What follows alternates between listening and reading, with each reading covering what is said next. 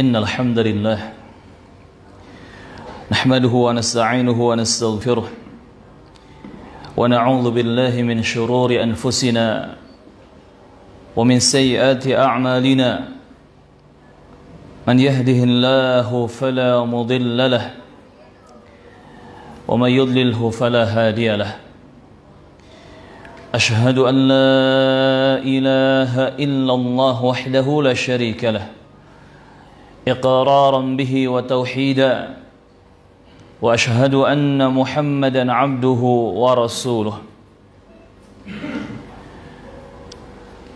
اللهم صل على نبينا محمد وعلى آل محمد كما صليت على إبراهيم وعلى آل إبراهيم إنك حميد مجيد اللهم بارك على محمد وعلى آل محمد كما باركت على إبراهيم وعلى آل إبراهيم إنك حميد مجيد اللهم علمنا ما ينفعنا وانفعنا بما علمتنا وزدنا علما وأرنا الحق حقا وارزقنا اتباعه وأرنا الباطل باطلا وارزقنا اجتنابه أما بعد Ma'asyiral muslimin jamaah Jumat rahimani wa rahimakumullah. Segala puji hanya bagi Allah tabaraka wa taala yang telah memberikan nikmat yang sangat banyak kepada kita. Dan nikmat yang paling besar adalah kenikmatan iman dan kenikmatan Islam yang Allah anugerahkan kepada kita. Dan nikmat itu disyukuri dengan kita terus menambah ketakwaan kepada Allah Subhanahu wa taala Rabbul Alamin. Allah Subhanahu wa taala berfirman di surah Al-Imran ayat ke-102, "Ya ayyuhalladzina amanu taqullaha haqqa tuqatih wa la tamutunna illa wa antum muslimun." Wahai orang-orang yang beriman, bertakwalah kepada Allah Rabbul Alamin dengan takwa yang sebenarnya. Dan janganlah kalian meninggal dunia kecuali di atas agama Islam. Ma'asyiral muslimin rahimakumullah. Maka siapa saja yang mensyukuri nikmat Allah tabaraka wa taala, maka Allah Subhanahu wa taala akan menambah dengan nikmat-nikmat yang lainnya. Dan ingatlah, siapa saja yang Allah beri petunjuk, maka tidak akan ada yang dapat menyesatkannya. Dan siapa saja yang Allah sesatkan, maka tidak ada yang bisa memberi petunjuk padanya. Kemudian salawat dan salam semoga tercurahkan kepada junjungan dan suri tauladan kita, baginda mulia Nabi Muhammad sallallahu alaihi wa ala alihi wasallam, juga untuk para sahabat beliau, para istri beliau, dan pada setiap pengikut beliau yang mengikuti beliau dengan baik hingga akhir zaman. Dan siapa saja yang bersalawat kepada Nabi Muhammad satu kali, maka Allah Subhanahu wa taala akan membalas salawatnya sebanyak 10 kali. Yakni maksudnya Allah akan memberi rahmat kepada hamba tersebut dan juga ampunannya untuk hamba tersebut. Jamaah Jumat kaum muslimin rahimani wa rahimakumullah. Di antara doa yang diajarkan oleh Rasulullah kepada kita dalam sebuah hadis yang sahih, sebagaimana disebutkan oleh Imam Ahmad rahimahullahu taala dan juga Ibnu Hibban rahimahullahu taala, Nabi mengajarkan sebuah doa kepada kita yang lafadznya, Allahumma inni as'aluka imanan la yartad wa na'iman la yanfad wa murafaqata Muhammadin sallallahu alaihi wasallam fi a'la jannatil khuld. Allahumma, ya Allah, inni as'aluka, sesungguhnya aku meminta kepadamu, imanan la yartad, keimanan yang tidak akan pernah lepas, wa na'iman la yanfad, dan kenikmatan yang tidak akan pernah habis, wa murafaqata Muhammadin fi a'la jannatil khuldi, dan untuk bisa menyertai Nabi Muhammad sallallahu alaihi wasallam di surga yang paling tinggi selama-lamanya. Dalam doa yang sangat indah ini jamaah Jumat rahimakumullah, di sini berisi permohonan dan permintaan kita kepada Allah tabaraka wa taala agar kita terus berada di atas nikmat iman dan agar kita dilanggengkan dalam nikmat-nikmat yang lainnya. Dan di antara bentuk keimanan kepada Allah Subhanahu wa taala adalah kita berperang melawan musuh-musuh Allah dengan prinsip wala dan bara, yang mana ini merupakan salah satu prinsip akidah dalam agama kita yang mulia. Prinsip bara berarti berlepas diri dari ahli kitab, dari orang-orang musyrik, dari orang-orang kafir. Adapun prinsip wala mengajarkan kepada kita untuk kita benar-benar mencintai saudara kita kaum muslimin dan untuk kita benar-benar berpegang dengan ajaran Islam yang mulia. Namun ternyata saat ini jamaah rahimakumullah, di masa-masa ini prinsip yang sangat mulia ini sudah mulai lepas dari tangan kaum muslimin, sudah mulai lepas dari hati kaum muslimin. Contohnya, kaum muslimin tak punya lagi jati diri yang menunjukkan eksistensinya sebagai seorang muslim yang sebenarnya. Banyak kaum muslimin yang tidak mau berbangga dengan berkata, ana muslim, saya itu muslim. Coba kita lihat gaya orang-orang yang mengaku sebagai muslim. Justru mereka ingin disamakan dengan gayanya orang-orang kafir. Kita lihat gaya seorang muslim, banyak dari mereka yang mau sama dengan orang-orang kafir. Lihat juga perayaan yang dilakukan oleh sebagian muslimin. Mereka pun ingin sama seperti orang kafir, bahkan ingin merayakan perayaan orang-orang kafir. Wal'iyadzubillah, kita berlindung kepada Allah Subhanahu wa ta'ala. Dalam istilah para ulama, ada yang disebut dengan tasyabbuh. Tasyabbuh yakni mengikuti atau membebek atau menyerupai. Dan tasyabbuh itu dilarang. Tasyabbuh itu muharram, diharamkan. Artinya kaum muslimin dilarang menyerupai non-muslim pada perkara yang merupakan ciri khas mereka. Contoh sederhana, misalkan dalam masalah penampilan, Nabi Muhammad sallallahu alaihi wasallam mengajak umatnya untuk tidak menyerupai non-muslim. Disebutkan hadis oleh Imam Muslim rahimahullah, kata Rasulullah, juzzus syawariba wa adkhul liha khaliful majus. Pendekkanlah kumis kalian dan biarkanlah, yakni peliharalah jenggot kalian, biarkan tumbuh jenggot kalian dan selisilah orang-orang majusi.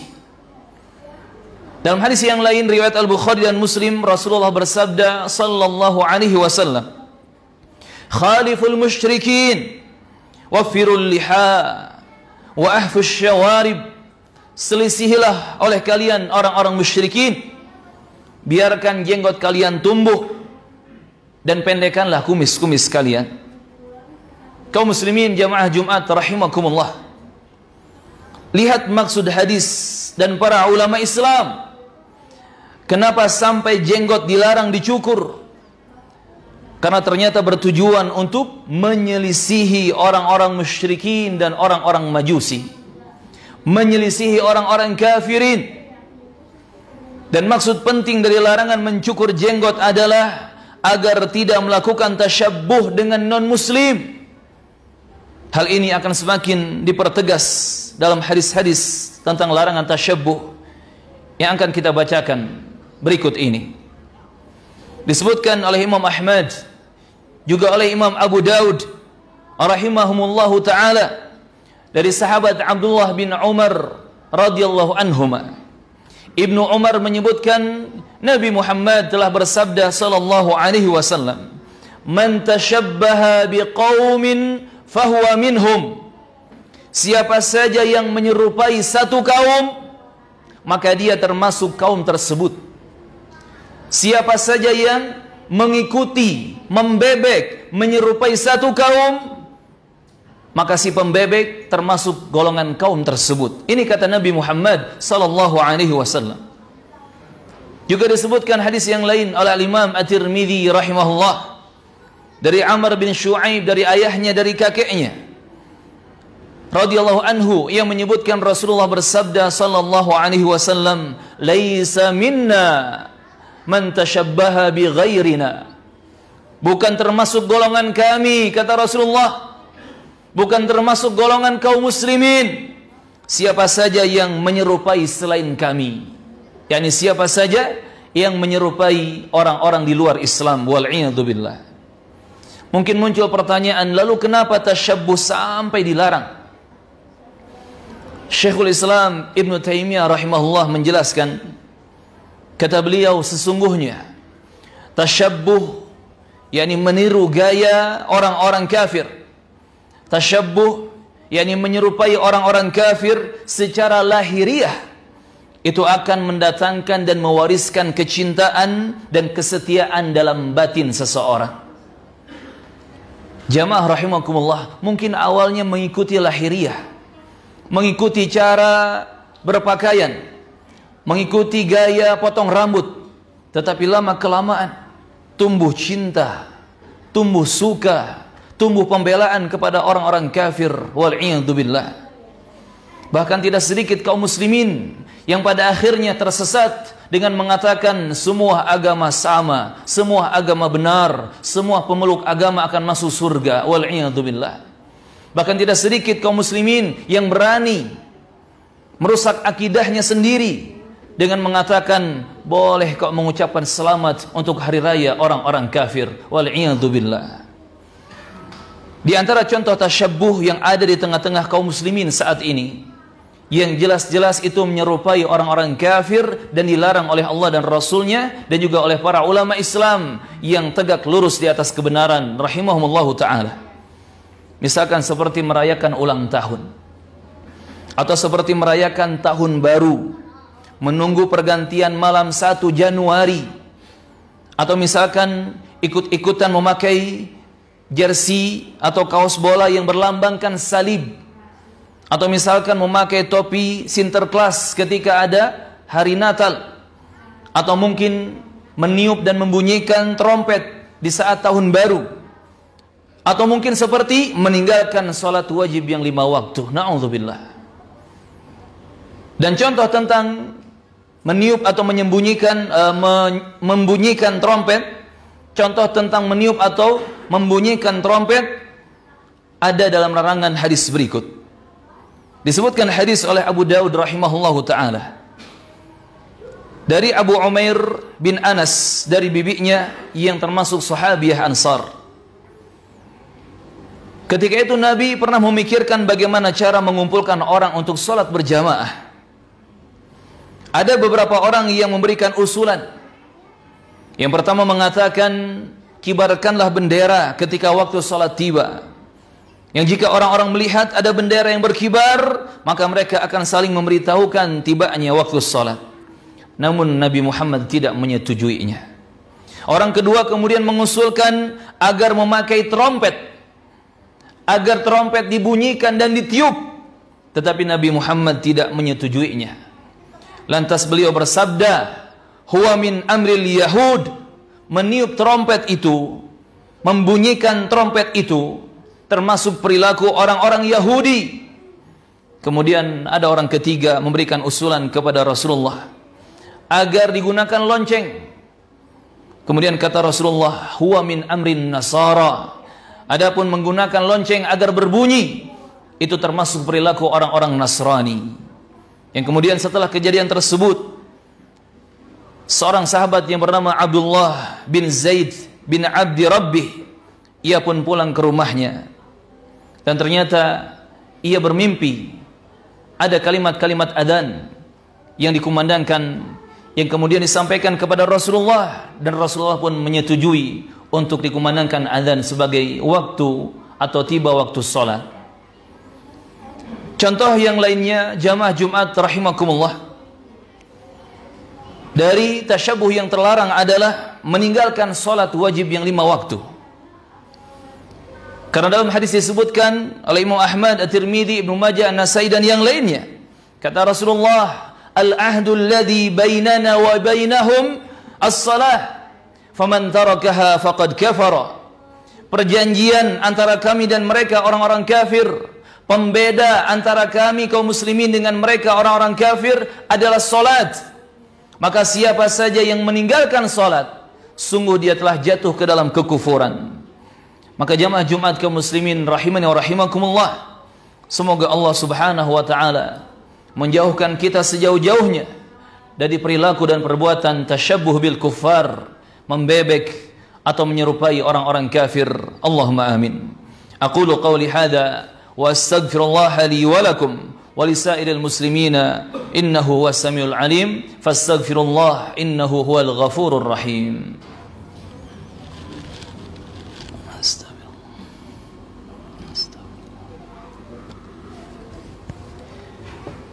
Alhamdulillahi rabbil alamin, wassalatu wassalamu ala ashrafil anbiya'i wal mursalin, nabiyyina Muhammadin wa ala alihi wa sahbihi ajma'in, amma ba'd. Kaum muslimin jamaah Jumat rahimani wa rahimakumullah wa barakallahu fiikum. Seharusnya seorang muslim itu bangga dengan keislamannya, bukan malah bangga dengan syiar-syiar agama lain, bukan malah bangga dengan tanda-tanda dan ciri-ciri orang-orang kafir. Dalam hadis riwayat Al-Baihaqi dan Ad-Darqutni rahimahumullahu taala, Rasulullah pernah bersabda sallallahu alaihi wasallam, al-islamu ya'lu wa la yu'la alaih. Islam itu tinggi dan tidak bisa direndahkan. Islam itu tinggi dan tidak boleh direndahkan. Namun kaum muslimin rahimani wa rahimakumullah, benarlah ternyata umat Islam saat ini sudah mulai kehilangan jati dirinya. Mereka lebih bangga terhadap budaya dan ciri-ciri orang-orang kafir atau non-muslim. Disebutkan hadis oleh Imam Muslim rahimahullah dari Abu Sa'id Al-Khudri radhiyallahu anhu, di mana Rasulullah bersabda sallallahu alaihi wasallam, sungguh kalian akan mengikuti jalan orang-orang yang sebelum kalian, shibran bi shibrin, sejengkal demi sejengkal, dhira'an bi dhira'in, dan sehasta demi sehasta, hatta law dakhalu juhra dhab tabi'tumuhum, sampai seandainya mereka orang yang kalian ikuti itu masuk ke lubang hewan dhab, yakni hewan reptil di gurun pasir yang lubang sarangnya sangat sempit, maka pasti kalian pun akan ikut masuk ke lubang tersebut. Kemudian kata para sahabat, apakah mereka al-Yahud wan Nasara, orang-orang Yahudi dan Nasrani wahai Rasulullah? Kata Rasulullah, faman, kalau bukan Yahudi dan Nasrani, siapa lagi? La haula wala quwata illa billah. Kaum muslimin rahimakumullah, ternyata ratusan tahun yang lalu, 1 abad lebih, Rasulullah sudah menginformasikan kepada umatnya, di akhir zaman akan muncul kaum muslimin yang mereka tidak berkualitas. Akan muncul orang-orang yang mengaku Islam tetapi mereka tak punya jati diri sebagai muslim, di mana mereka dengan begitu mudahnya mengikuti, membebek, tasyabbuh dan menyerupai orang-orang kafir dalam banyak hal, wal'iyadzu billah. Maka semoga Allah Subhanahu wa taala meneguhkan kita di atas jalan kebenaran, di atas jalan yang Allah ridai. Semoga Allah Subhanahu wa taala selalu menjaga iman kita. Semoga Allah Subhanahu wa taala menjauhkan kita dari tasyabbuh dengan orang-orang kafir atau non-muslim, dan semoga Allah Subhanahu wa taala mewafatkan kita dalam keadaan Islam di atas la ilaha illallah Muhammadur Rasulullah dan mendapatkan husnul khatimah. Allahumma amin. Kemudian kaum muslimin rahimakumullah, jangan lupa untuk memperbanyak salawat di hari Jumat ini. Karena siapa yang bersalawat kepada Rasulullah Muhammad 1 kali, maka Allah akan membalasnya sebanyak 10 kali salawat untuknya. Kata Rasulullah dalam hadis riwayat Al-Baihaqi, "Faman kana aktsaruhum alayya salatan kana aqrabahum minni manzilatan." Siapa saja yang banyak bersalawat kepadaku, dialah yang paling dekat denganku nanti tempat duduknya di hari kiamat. Allahumma salli ala Muhammad wa ala ali Muhammad kama sallaita ala Ibrahim wa ala ali Ibrahim innaka Hamidum Majid. Allahumma barik ala Muhammad wa ala ali Muhammad kama barakta ala Ibrahim wa ala ali Ibrahim innaka Hamidum Majid. Allahumma rabbana atina fid dunya hasanah wa fil akhirati hasanah wa qina adzaban nar. Allahumma sallimna wa ghanimna fid dunya wal akhirah. Allahumma ab'id 'anna al-bala wal waba. Allahumma ab'id 'anna virus corona. Allahumma waffiq wulata umurina lima tuhibbu wa tarda. Allahumma ij'al Indonesia aminatan mutmainnah wa saira biladil muslimin. Allahumma ij'al Indonesia aminatan mutmainnah wa saira biladil muslimin. Allahumma ij'al Indonesia aminatan mutmainnah wa saira biladil muslimin. Allahumma ighfir lana wa liwalidina warhamhum kama rabbawna shighara. Wa akhiru da'wana anil hamdulillahi rabbil alamin. Aqulu ma tasma'un wallahu a'lam wa aqimus shalah. Allahu